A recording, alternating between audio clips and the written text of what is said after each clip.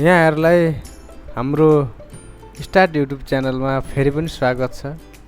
हामीले अघिल्लो पार्टमा यो बिल बनाउँदाखेरि के कसरी बोर्डर हाल्ने, यो के कसरी बनाउने कुरा सिकिसक्यौँ। अब हामीले यहाँ फर्मुला लगाउनको लागि बाँकी छ। फर्मुला लगाउने कसरी त्यो कुराहरू हामी सिक्न गइरहेको छौँ।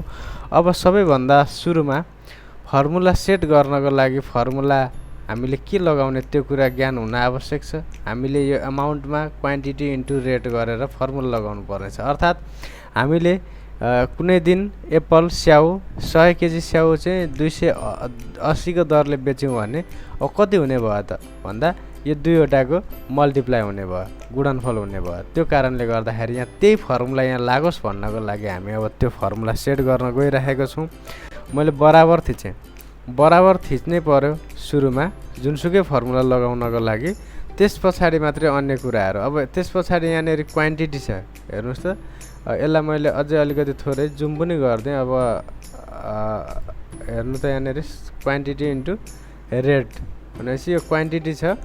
क्वान्टिटीको कोठामा क्लिक गर्ने, क्वान्टिटीको कोठामा क्लिक गरेपछि इन्टु छ, इन्टुको ठाउँमा स्टार दिन सकिन्छ, स्टार दिने हो। अब त्यस पछाडि अर्को छ रेट।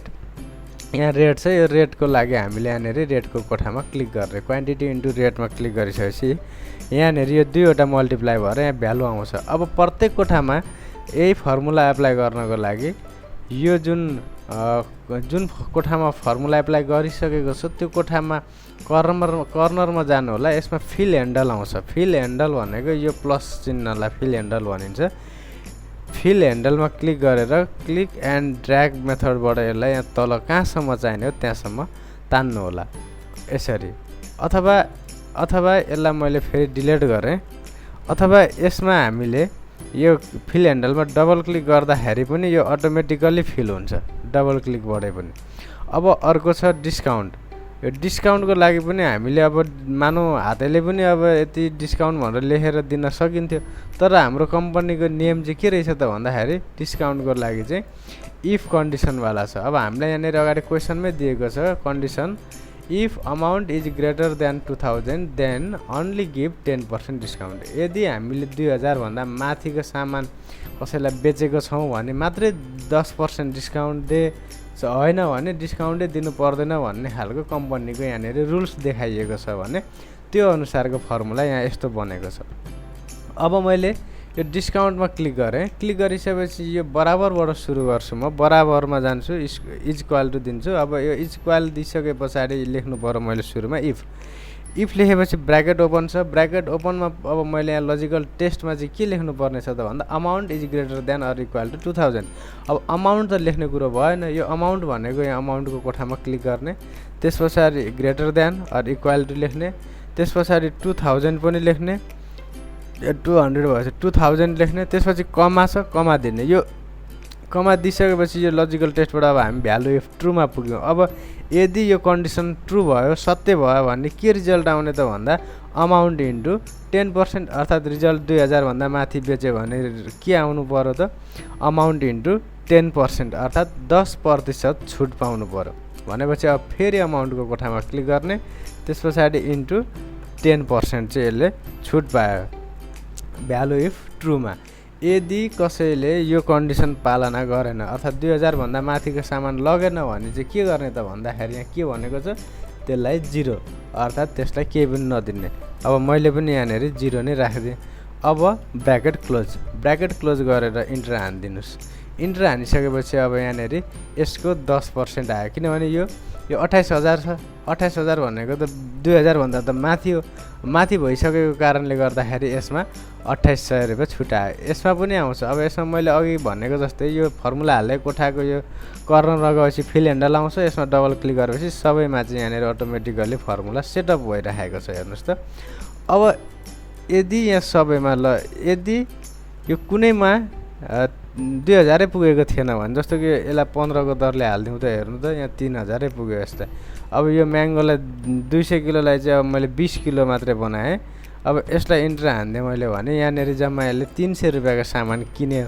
अथवा बेच्यो भने यहाँनिर यसले डिस्काउन्ट पायो त पाएन नि। किन पाएन त भन्दा हामीले दिएको कन्डिसन के छ त, यदि अमाउन्ट इज ग्रेटर देन 2000, यदि 2000 भन्दा बढी छ भने भ्यालु अफ ट्रुमा के छ त अमाउन्ट इन्टु 10% छ, 10% त्यसले छुट पाउनु पर्यो।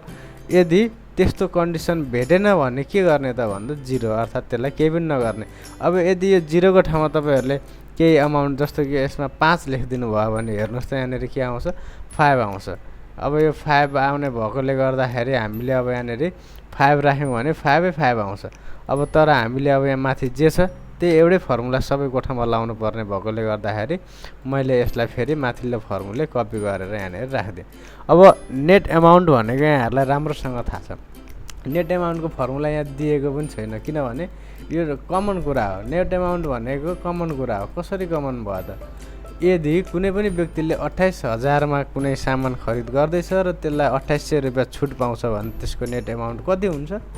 अमाउन्टमा डिस्काउन्ट के गर्नुपर्छ त, जोड्नुपर्छ कि घटाउनुपर्छ भन्दा अमाउन्टबाट हामीले डिस्काउन्ट सधैँ घटाउने हो। हामीले कुनै कुरा छुट पायौँ भने त्यसमा पैसा थपेर दिन्छौँ त, पक्कै पनि दिँदैनौँ। भनेपछि हामीले यो छुट पाएको कुरा घटाएर लेख्नुपर्छ।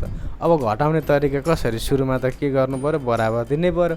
भनेपछि अब हामीले कुन कोठाबाट घटाउने हो त, त्यो कोठामा क्लिक गर्ने, यो कोठाबाट घटाउने, माइनसको चिन्ह दिने, के घटाउने, यो डिस्काउन्टको कोठा घटाउने, अर्थात् यो अमाउन्टबाट यो अमाउन्ट चाहिँ घटाएर यहाँ राख्नु पर्यो। भनेपछि सुरुमा यो कोठामा क्लिक गर्ने, माइनस दिने, अनि यो कोठामा क्लिक गरेर इन्टर हानिदिनु। अब हेर्नुहोस् त्यो घटाइवरी यहाँनिर आइसकेको छ। अब यसलाई पनि मैले सबैमा फिल गरिदिएँ यहाँसम्म।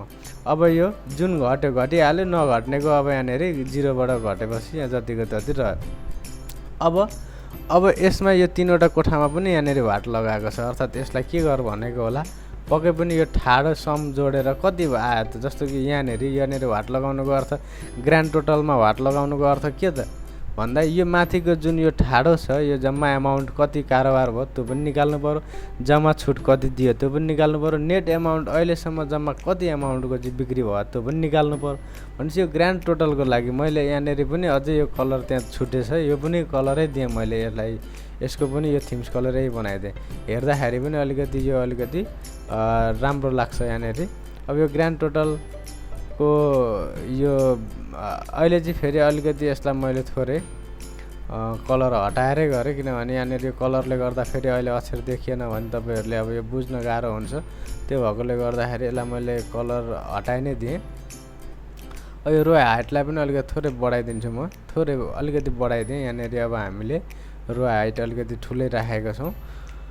अब हेर्नुहोस्, अब एकदमै सजिलो कुरा सिक्न जानु भइरहेको छ तपाईँहरू। अब हामीले यो ठाडो जोड्नु पर्ने छ भने एकदमै एक क्लिकमै यहाँनिर सबै जोडिन्छ। हेर्नुहोस् त कसरी होला त। अब त्यसको लागि सुरुमा बराबर दिने, सममा जाने, त्यो पनि एउटा तरिका हो। तर यहाँनिर हामीले यो होममा एउटा यस्तो हाम्रो यहाँनिर फर्मुला छ, जस्तो कि यसलाई मैले ठुलो स्क्रिन बनाएँ। अब हेर्नु त यहाँनिर, अब यो होममा यहाँनिर एउटा जहाँ फर्मुला हाल्ने त्यहाँ क्लिक गर्नु र यो होम ट्याबमा हामी यहाँनिर छेउमा आउनु, त्यहाँ हेर्नु त के लेखाएको छ, अटोसम। यो अटोसममा जस्ट एकचोटि क्लिक गरिदिनुहोस्। क्लिक गरेपछि यो फर्मुला अटोमेटिकली लाग्छ र हामीले इन्टर हानिदिने हो मात्र। अब यसमा फर्मुला लगाएपछि अटोमेटिकली यी सबैमा फर्मुला पनि यहाँनिर फिलअप भएर लागेको छ। यसमा मैले फर्मुला लगाएको होइन, यो देखिरहनु भएको छ, यो आफै फिलअप भएको छ।